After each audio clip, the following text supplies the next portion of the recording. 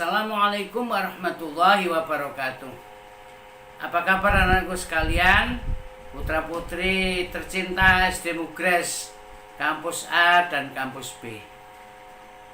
Tentu saja kita pagi ini kita ucapkan Alhamdulillahirabbil alamin.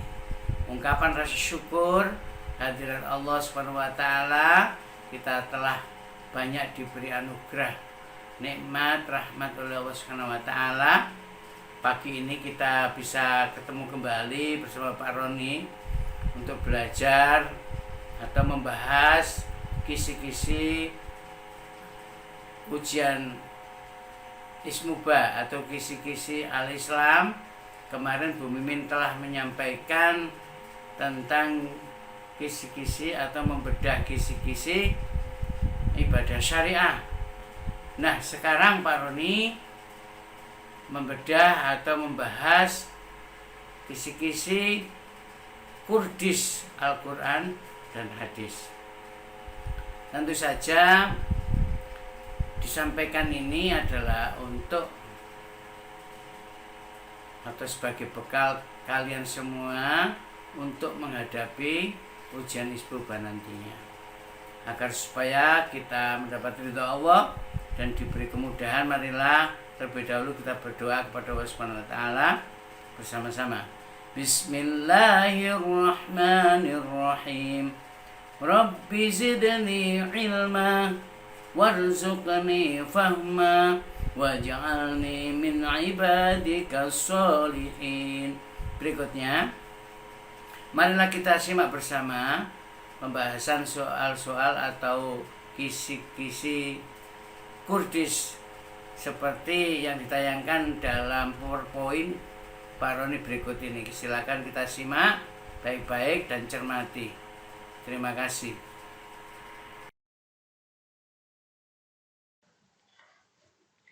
Nah, bedah kisi-kisi Kurdis Quran hadis siap ujian Ismuba kelas 6 tahun pelajaran 2020-2021. Nah, sekarang nomor 1. Kalian ditanya berapa jumlah ayat dalam surat An-Naba. Di sini saya blok. Nah, ini di blok Pak Roni 40 ayat. Itu yang terkandung atau ayat yang ada dalam surat An-Naba. 2. Nama surat yang diturunkan sebelum surat An-Naba adalah surat Al-Ma'arij. Pastikan itu, ya. Jangan terlupakan.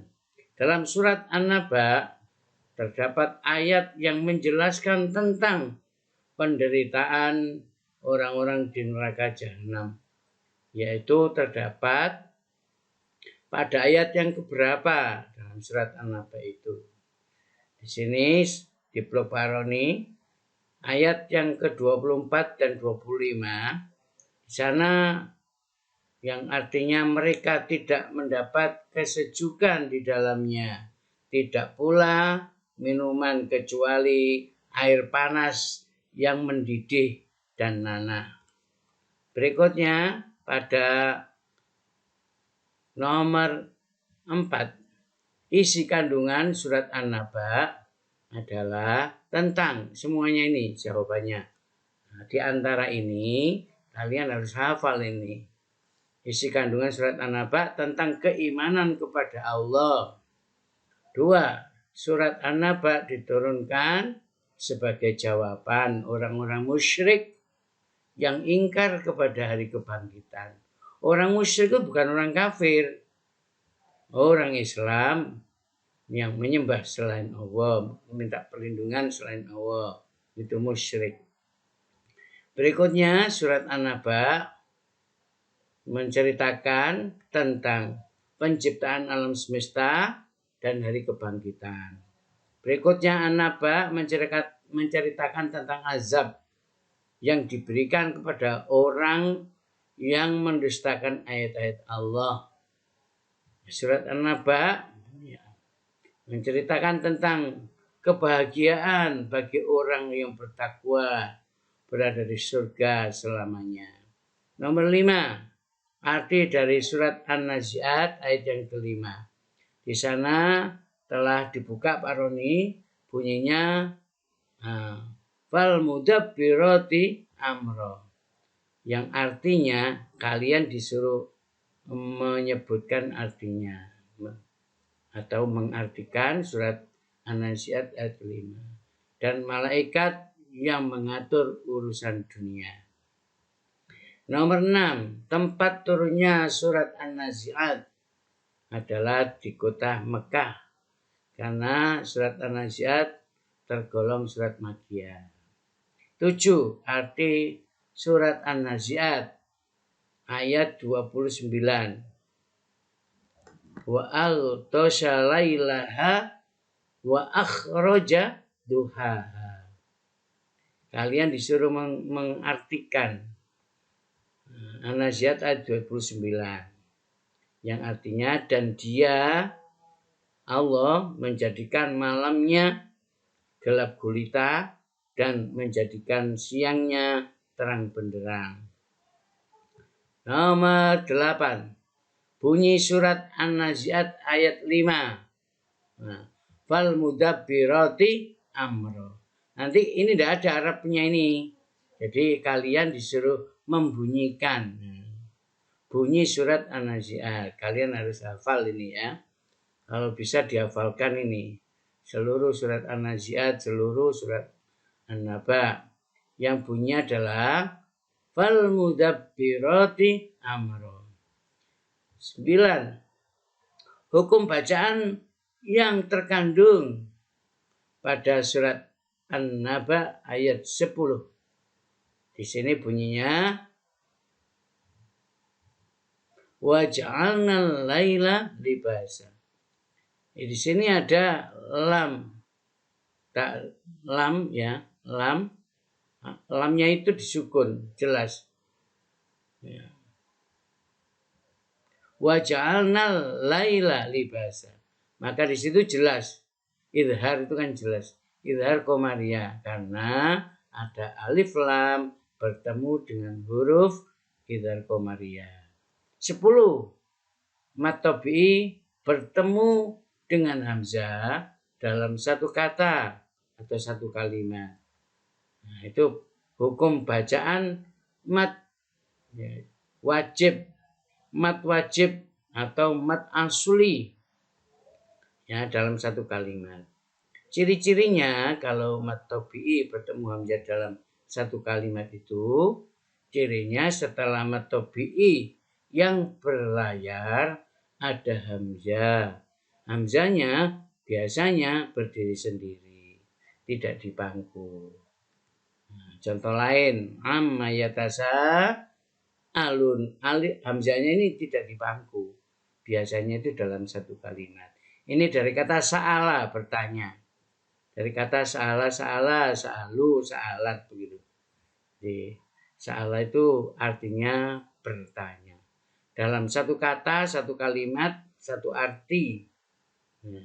Contoh lagi, jaza'am mir rabbika atau'an hisab. Jaza itu ini ada mat tabi'i berlayar ketemu hamzah. Jaza itu artinya pembalasan. Nah, berikutnya 11. Surat Abasa diambil dari ayat pertama. Dari surat Abasa yang artinya adalah bermuka masam. Ya, ingat peristiwa surat ini diturunkan ketika Rasulullah SAW kedatangan para pembesar kafir Quraisy, tetapi ada sahabat yang datang, kemudian Rasulullah memalingkan muka atau bermuka masam. Maksudnya itu, kamu nanti dulu jangan ikut-ikutan gitu. Ini kan masih ada tamu besar, tetapi ditegur oleh Allah tidak boleh bermuka masam. Nah, kemudian 12, isi kandungan surat Abasa diantaranya yang di blog Pak Roni yang tulisan tebal ini semua jawabannya isi kandungan. Jadi kalian harus hafal. Abasa urutan surat yang ke-80. Jumlah ayatnya 42 diturunkan sesudah surat An-Najm. Perhatikan ini. An-Najm. Sesudah surat An-Najm diturunkan surat Abasa. Berikutnya isi kandungan surat Abasa. Para pendakwa, menafik keliru, para pendakwa atau dai seharusnya memberi pelayanan yang sama dan adil kepada umatnya atau kepada yang didakwai. Tidak pilih kasih, tidak membedakan suku dan bangsa atau ras atau golongan, tidak boleh. Rasulullah sebagai seorang pendakwa membawa risalah tidak boleh pilih kasih, termasuk kita semua. Berikutnya surat Abasa, Allah mencela manusia yang tidak mau mensyukuri nikmat dari Allah Subhanahu wa taala. Oleh karena itu kita harus selalu bersyukur ya, supaya tidak dicela oleh Allah Subhanahu wa taala. Berikutnya surat Abasa menceritakan tentang dalil-dalil tentang keesaan Allah Subhanahu wa taala. Menceritakan huru hara. Huru hara itu ya hiruk pikuk keadaan yang tidak menyenangkan pada hari terjadinya kiamat, di mana manusia masing-masing mengurusi dirinya sendiri. Mencari ibunya nggak ketemu, mencari ayahnya nggak ketemu, ayahnya mencari anaknya juga nggak ketemu, semua masing-masing ngurusi dirinya sendiri. Mumpung belum terjadi seperti ini, kita harus senantiasa bertakwa kepada Allah. Berikutnya surat Abasa. Pada surat Abasa ini Allah membagi dua golongan. Yang pertama ada golongan ahli neraka atau golongan ahli surga, atau dibalik nggak apa-apa ya. Nomor 13 yang termasuk bunyi surat At-Takwir ayat yang ke-6. Hafalkan surat At-Takwir semuanya, hafalkan. Tapi di sini nanti kalian ditanya tentang ayat yang ke-6 yang bunyinya wa idal biharu sujjirat. Saya ulangi, wa idal biharu sujjirat. Itu adalah bunyi surat At-Takwir ayat yang ke-6. Berikutnya 14. Melafalkan, kalian disuruh melafalkan, membunyikan, melafalkan, membunyikan. Yaitu penggalan. Penggalan itu dipisah-pisah, dipenggal-penggal. Apa yang dipenggal? Ayat dari surat At-Takwir. Yang di blok Pak Roni, hitam itu wa idzal biharu sujjirat. Nah, ini kaitannya dengan ayat yang tadi. Isi kandungan surat Al-Infitor. Ya, jadi nanti diingat-ingat dan dihafalkan. Isi kandungan ini semuanya ini anak-anak. Ya. Surat Al-Infitor urutan 82. Termasuk surat Makkiyah, berarti diturunkan di Mekah. Jumlah ayatnya berapa? 19 diturunkan. Apa itu? Setelah surat An-Nazi'at. Ya, Al-Infitor. Berikutnya, kata An-Nazi'at diambil dari surat An-Nazi'at ayat pertama. Yang bunyinya wan-nazi'ati ghorqa. Berikutnya menjelaskan peristiwa terjadinya hari kiamat. Berikutnya lagi, Al-Infitar, teguran Allah kepada manusia yang lalai kepada Allah. Menjelaskan bahwa Allah menciptakan manusia yang sangat sempurna. Ada nalurinya, ya, ada akal pikirannya, semua panca inderanya lengkap. Namun manusia kebanyakan mendustakan hari pembalasan. Nah ini perlu diingat. Berikutnya Allah menjelaskan bahwa manusia itu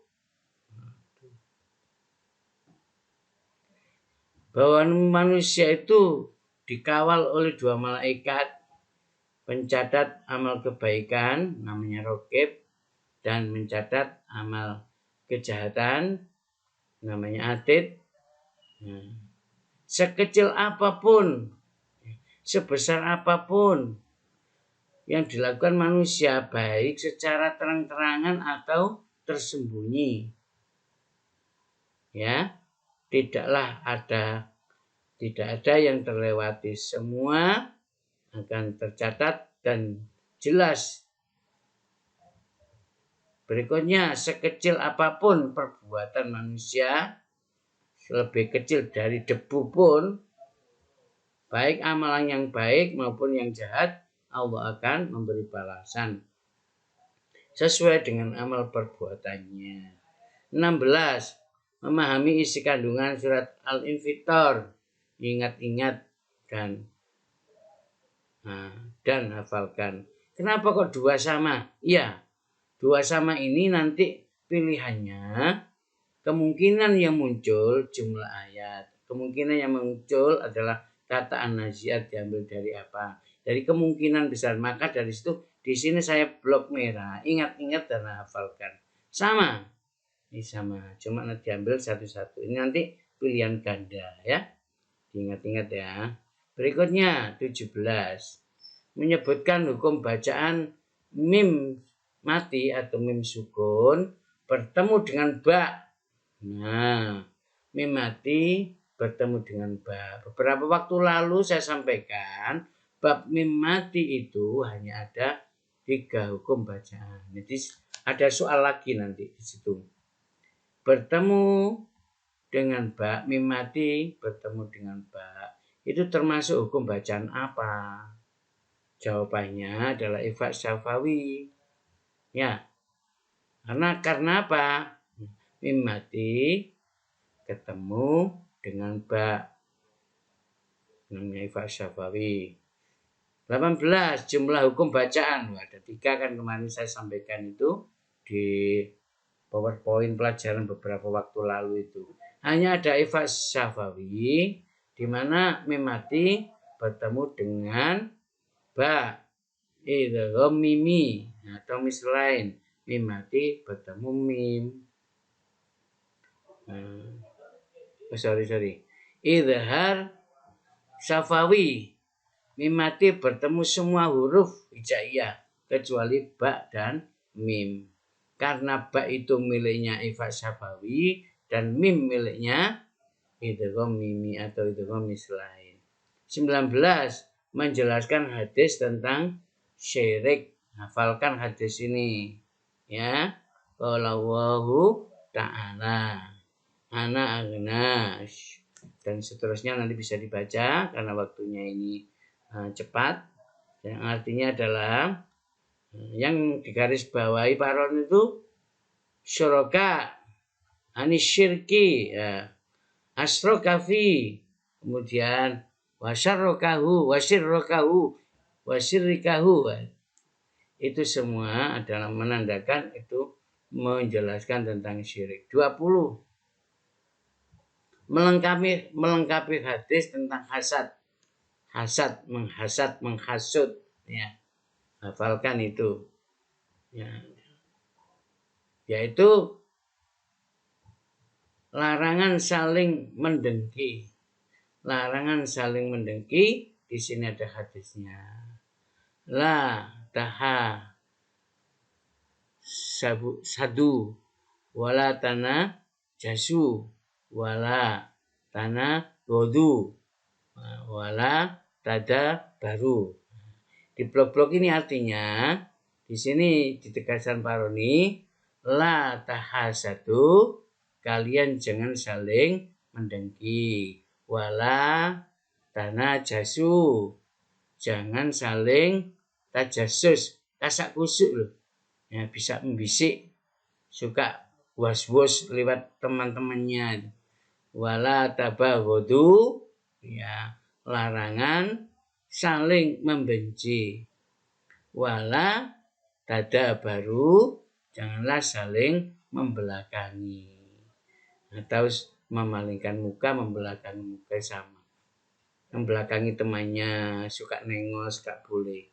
21. Menyebutkan ciri-ciri orang munafik. Ingat, pelajaran kelas 5 dulu. Ya, ayatul munafiki salah satu. Ini jawabannya semuanya ini. Ingat-ingat. Idza hadatsa kadzaba. Bila berbicara dia dusta. Wa idza wa'ada akhlafa. Apabila dia berjanji, dia ingkar. Wa idza tumina khona. Bila diamanati, dia khianat. 22. Kalian disuruh memahami makna hadis dari sikap sombong. Sombong artinya sikap merasa dirinya lebih atau paling hebat dibanding dengan orang lain. Tidak butuh orang lain, ya. Karena merasa sudah segalanya. Suka pamer, suka menceritakan tentang dirinya, menceritakan tentang harta orang tua dan seterusnya. Sombong itu perbuatan jahat, perbuatan yang amat dilarang oleh agama. Sombong itu akhlak tercela, namanya akhlak mazmumah. Ya. Akibat dari sombong, kalau ada temanmu sombong gimana perasaan? Tidak suka kan? Ya. Dapat merugikan diri sendiri, dibenci banyak orang, sedikit teman karena tidak disukai, tidak masuk surga. Rasulullah bersabda, la yadkhul jannata, tidaklah masuk surga, mangkana fi qalbihi, barang siapa yang dalam hatinya, ya, mithqala dzarratin min kibri. Min kibri itu digaris atau di blok kuning ini dari sifat sombong. Al-kibri itu sombong. Siapa saja yang punya rasa sombong dalam hatinya paling dalam, paling kecil pun Allah tahu, maka la yadkhulul jannah, tidak dapat masuk surga. Kalau tidak ke surga kemana? Nah, makanya kita jangan sampai ada di antara kita yang bersikap berlaku sombong. 23. Melanjutkan hadis tentang kewajiban menuntut ilmu. Nah, ini kalian harus hafal ya. Ini semangat di dalam menuntut ilmu. Ada yang mengatakan hadis ini lemah atau kurang kuat, tetapi hadis ini memotivasi kita sebagai orang beriman. Bunyinya, man aradad dunya, barang siapa menghendaki kebahagiaan dunia, fa'alaihi bil ilmi. Fa'alaihi bil ilmi. Maka harus tahu, memahami, dan banyak ilmu pengetahuan. Wa man aradal akhirata, dan barang siapa yang menginginkan kehidupan bahagia di akhirat, nah, maka di situ juga fa'alaihi bil ilmi. Maka juga harus punya ilmunya untuk menggapai kebahagiaan di sana di surga. Wa man aradahuma, barang siapa menghendaki kehidupan dunia dan akhirat, fa'alaihi bil ilmi. Maka harus dengan ilmu. Oleh karena itu kita wajib menuntut ilmu, itu wajib. Sekali saja tidak baca, kita berdosa. Buat semuanya orang yang beriman, bukan hanya anak-anak, orang tua termasuk.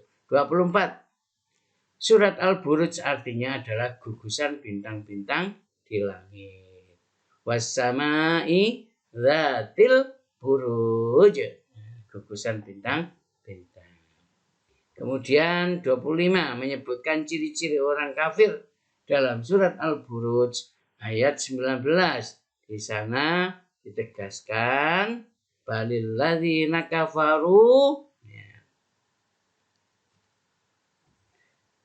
fi takdzib. Sesungguhnya orang-orang kafir selalu mendustakan apa yang diperintahkan Allah dan Rasulnya. Wallahu min waraihim muhit. Padahal Allah mengepung mereka, mengepung manusia dari belakang mereka. Tidak ada yang bisa keluar atau menghindar dari kepungan Allah Subhanahu wa taala. Demikian anakku sekalian, nanti materi akan masih berlanjut sampai 50 soal dan nanti kita dipelajari kembali ya. Demikian kita tutup dengan bacaan hamdalah, diteruskan kafaratul majlis. Alhamdulillahirabbil alamin ya. Subhanakallahumma wa bihamdik asyhadu an la ilaha illa anta astaghfiruka wa atubu ilaik. Terima kasih. Assalamualaikum warahmatullahi wabarakatuh.